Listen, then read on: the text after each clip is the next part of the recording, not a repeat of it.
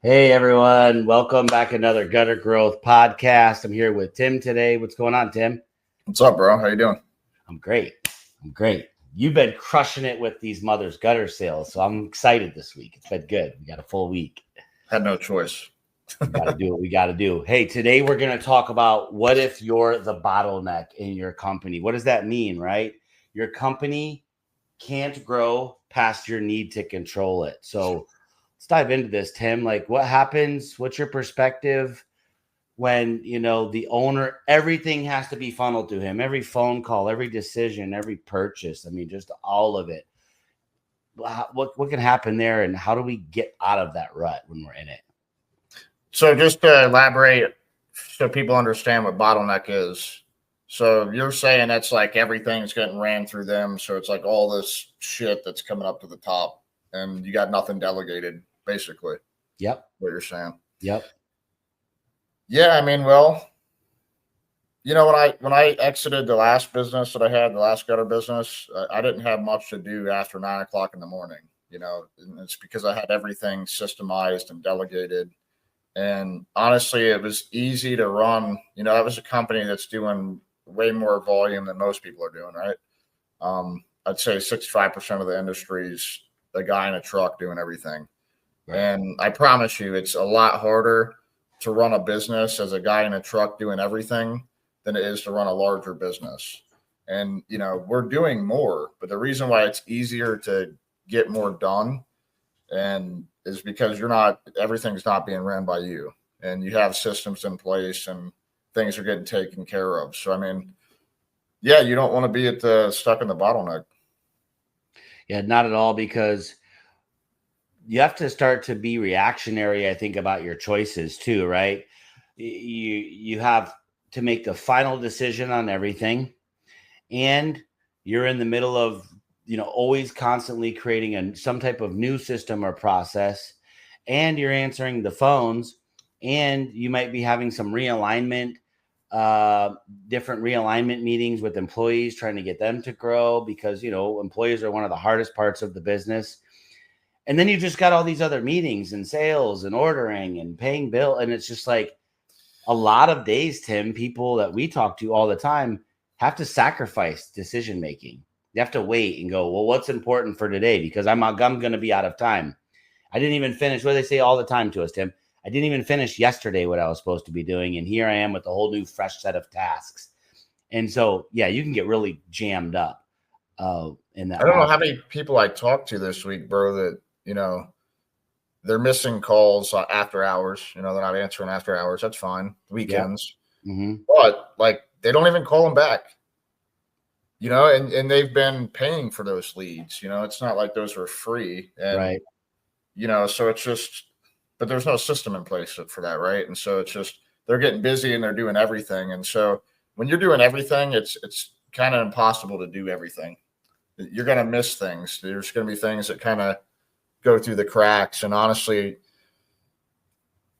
you want to get those systems in place, because you're not really running a good business if you're not answering people back, and if they're calling you and they're not even getting a call back, and it's just crickets. Is that a good business? I mean, not really. No. We love using a secret weapon for those scenarios, amongst a bunch of other ones that really can help away from the phone side and the organization. I think for me, what I've seen, especially as we've been, really coaching a lot of people for these past 2 years, is that one of the biggest issues of that bottleneck can be the phone calls coming in. So we've created a really good solution for that. So it's like, when you get freed up from the phone calls, what else can you be doing? And I think the I'm busy versus I'm in the way, and can you even tell the difference, what that looks like? So like, what could be a scenario? What if 3 days could unlock the growth your gutter business needs to dominate your market? Gutter Summit 2025 is not another conference. It's your shortcut to the exact strategies and tactics real contractors use to scale aggressively. Get inside the minds of industry titans, hands-on breakout sessions, and high-impact networking designed to fast-track your growth. Not only will you get an exclusive behind-the-scenes tour of Spectra, and hands-on product training. We're also giving away over $200,000 worth of prizes, goods, and services, including 2 gutter machines, one featuring new tech and one Spartan model. On top of that, VIP ticket holders gain access to private bourbon tastings, premium cigars, and next-level networking conversations that turn into 6-figure deals. We're limiting this summit to just 260 hungry contractors. Once we're sold out, we'll unfortunately have to stop all sales and start a wait list for the following year, so time is of the essence. And the longer you wait, the more you'll pay. Ticket prices will rise each month leading up to the event. Gutter Summit, Atlanta, Georgia, at the beautiful Georgian Terrace Hotel. Practical tactics, proven growth, unparalleled value. Your next level breakthrough starts here. Reserve your spot right now at guttersummit.com because winning businesses take action. We can't wait to see you in September at Gutter Summit 2025, where together we move mountains. Of that. Well, I've got all these things to do. And then you sit down with someone and they say, well, you're doing that as an owner? Like, you're still training new installers as they come in, and don't you have a lead guy? Well, yeah, he's not really ready to train. And meanwhile, you're taking all these phone calls. So back to the bottleneck. You need to have some free time, some clear-headed time where you can create just any type of basic process. Like when we hire a new guy, who's going to assist you with the onboarding? Because again, everyone talks about it, Tim. You can only wear so many hats. I mean, you can literally you can try to do it. They start falling off and over and all that, right? And so the sooner you learn to delegate, the better your experience is going to be as a business owner, the better your experience is going to be with your employees or partners. And all these experiences just start to get better. They don't get perfect, but they get better. Do you have a scenario where, maybe outside of the phone calls, maybe the training, or whether it be sales or install or just communicating, a guy like you, and you had your business and doing chop and drop, you were dealing with a lot of different vendors and doing high-end stuff. Was there a time at all where you were able to rely on anybody else, or even look back and go, we all know more now today than we did, where you think that would have been maybe more fitting, or an example of something you were doing? In regards to sales, install, or material side.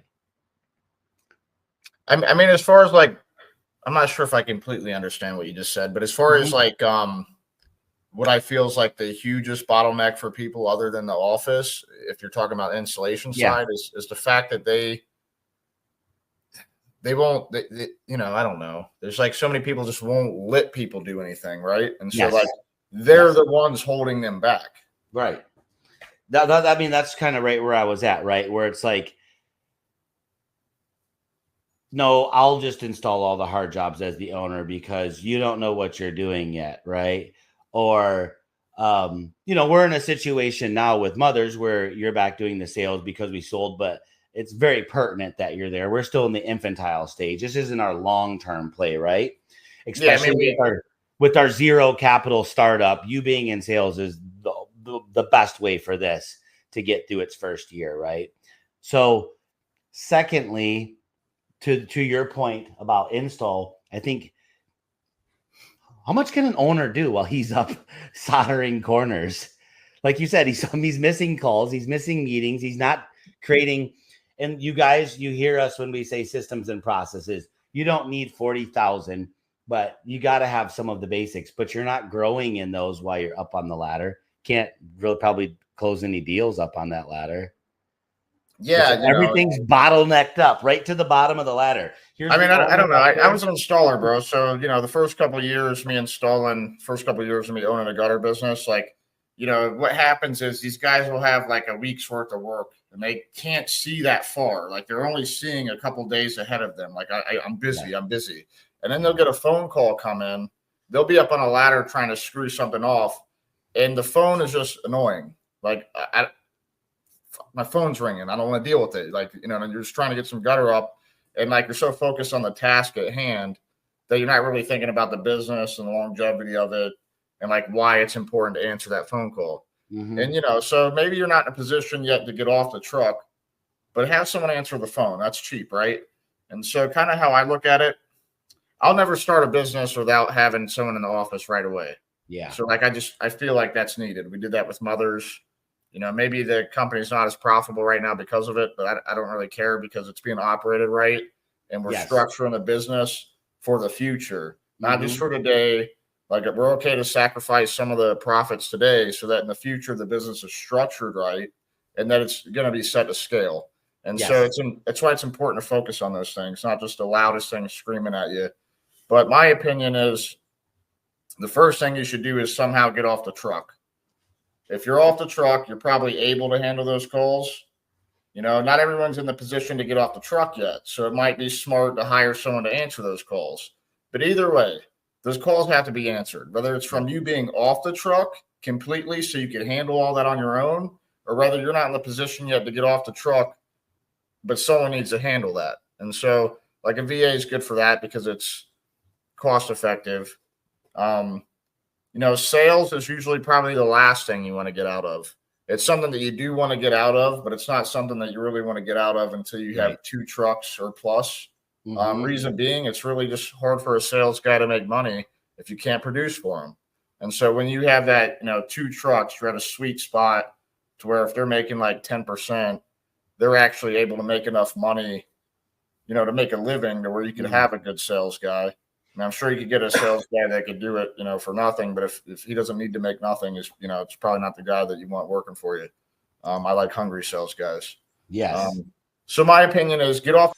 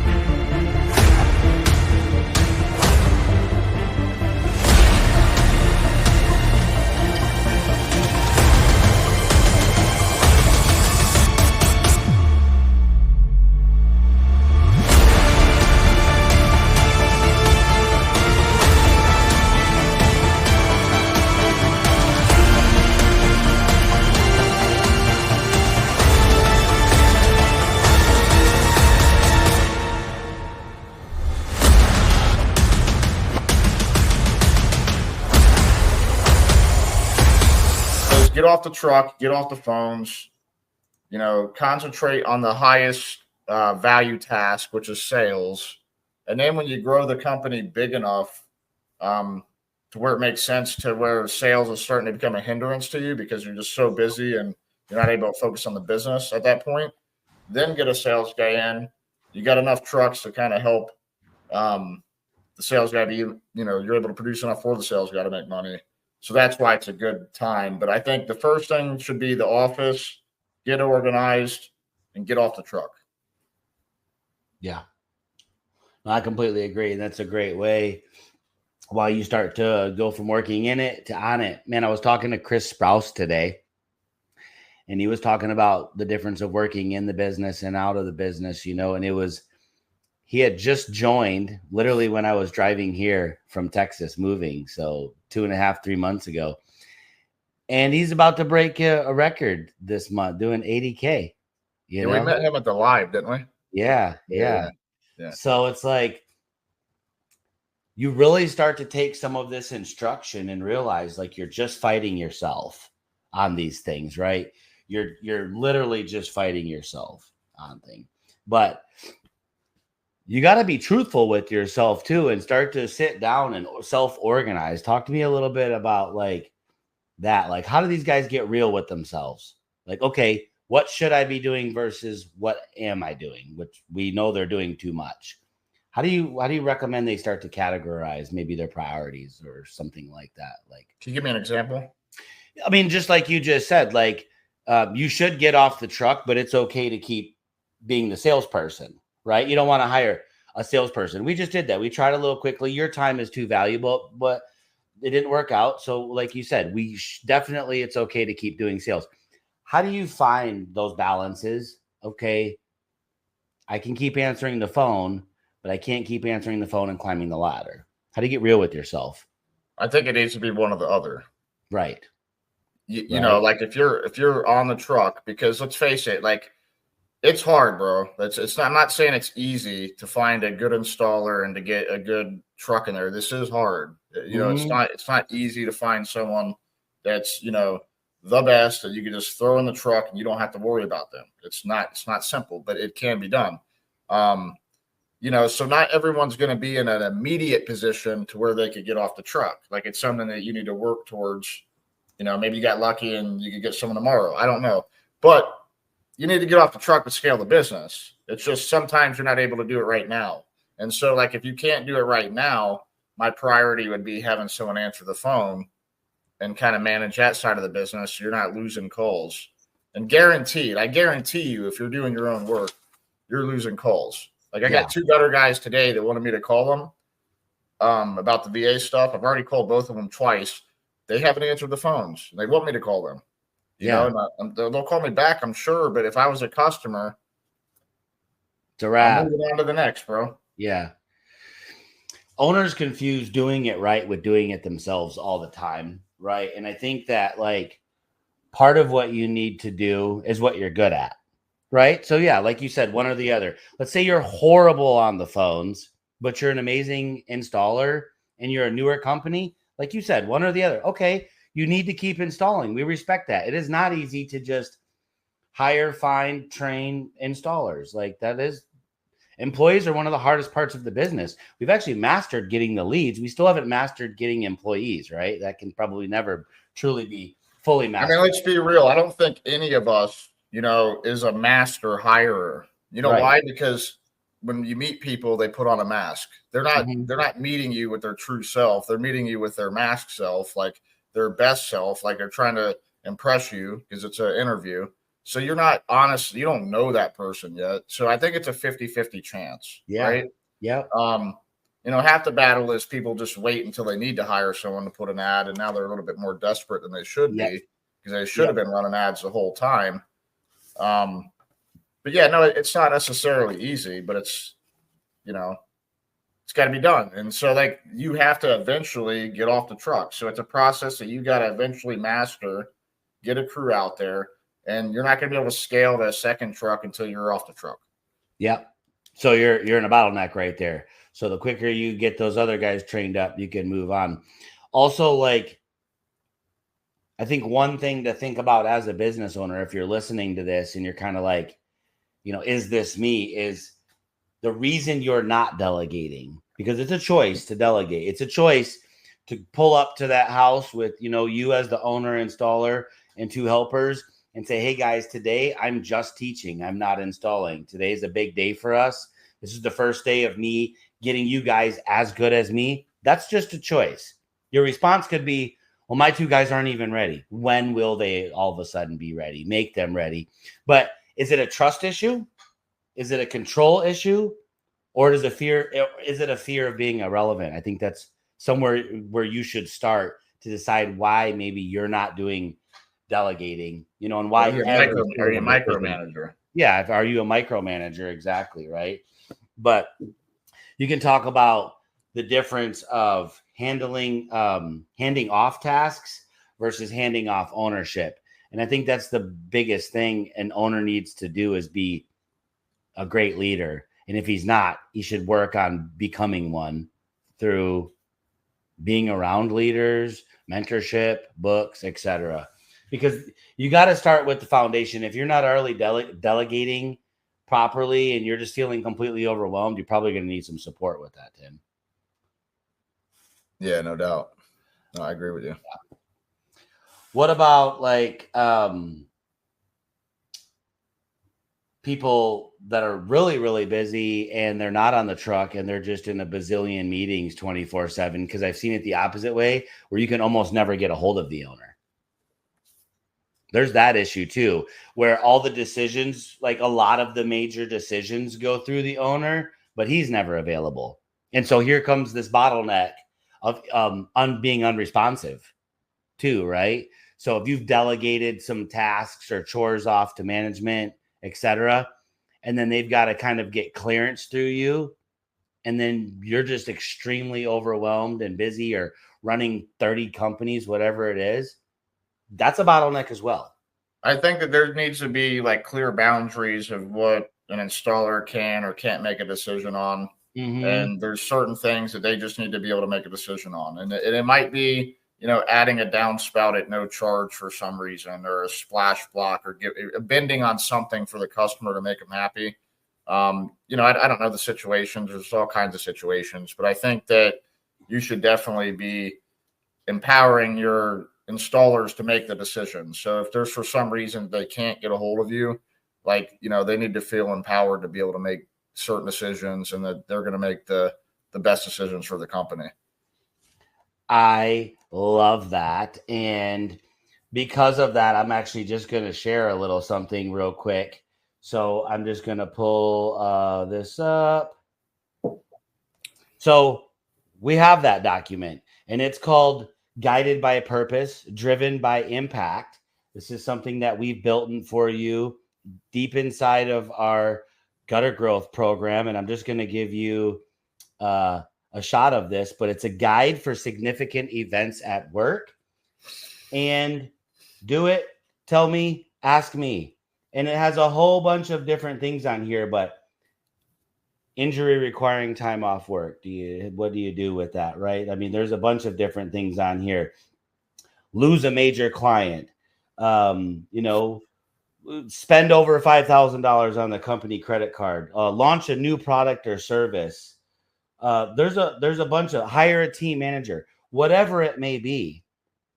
You're going to want to have something like that built into your program so that people don't always have to ask, like, hey, Tim, we need a tool for the company. We need a new DeWalt drill. Roger dropped his drill in the pool. He has no drill. I only have one. Is it okay if we take the company credit card and go buy a $160 drill at Home Depot?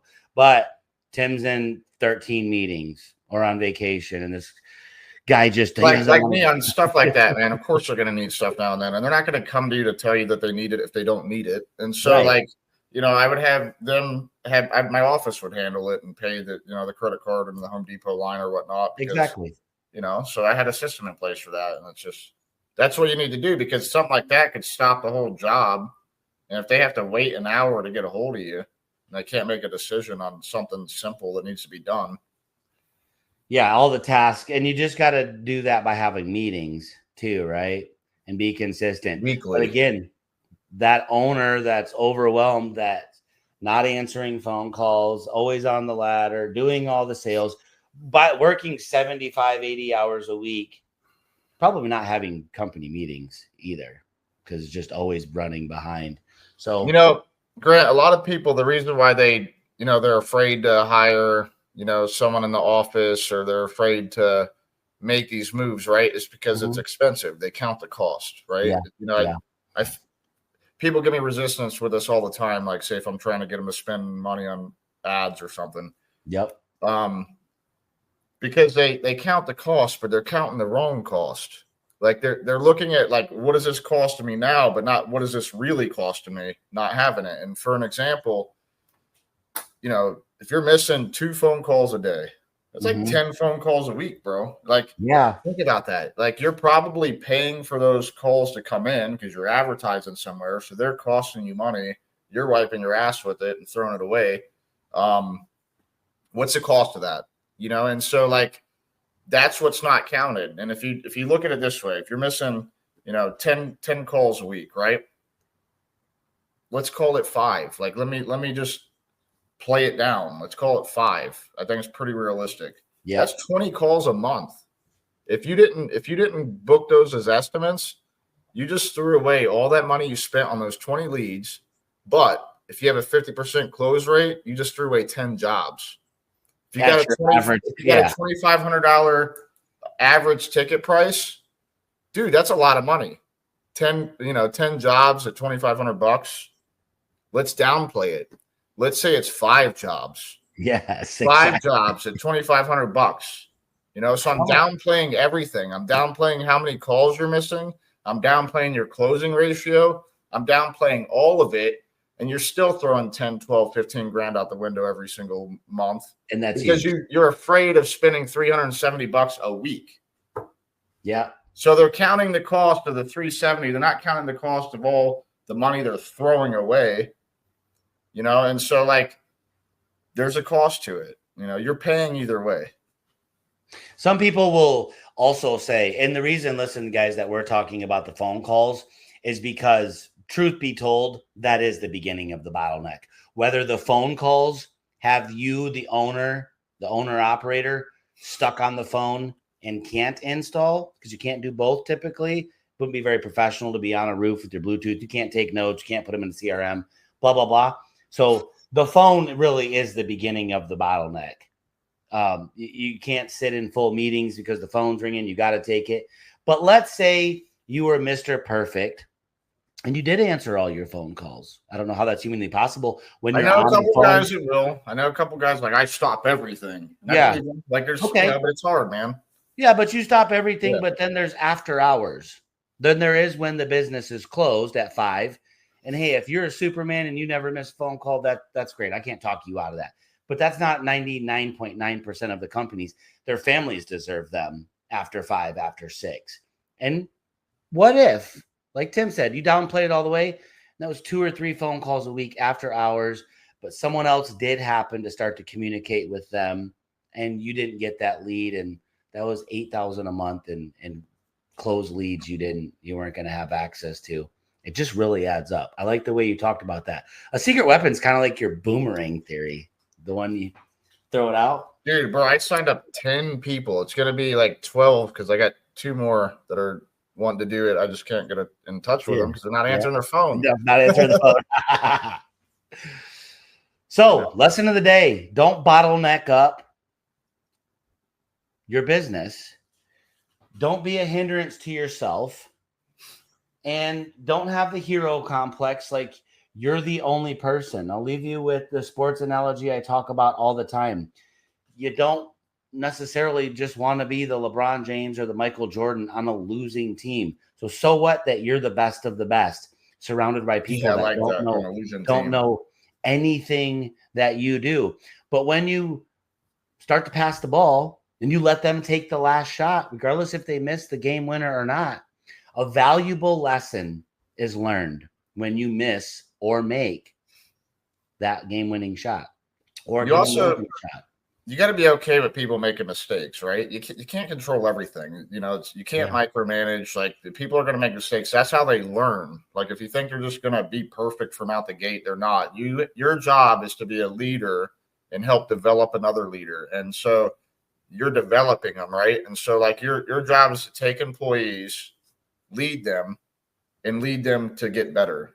You understand? So it's just like they're, you know, if you think, well, they're not going to do it like me, of course they're not. Like they don't own the company. Like you got to train them to do it like you, and you got to train them to think like you and to think like an owner and think like a leader. And you're going to do that through your culture building. Yep. Have you built leaders or just followers who can't move until you do? Thank you, Tim. Talk soon, brother. See you, bro.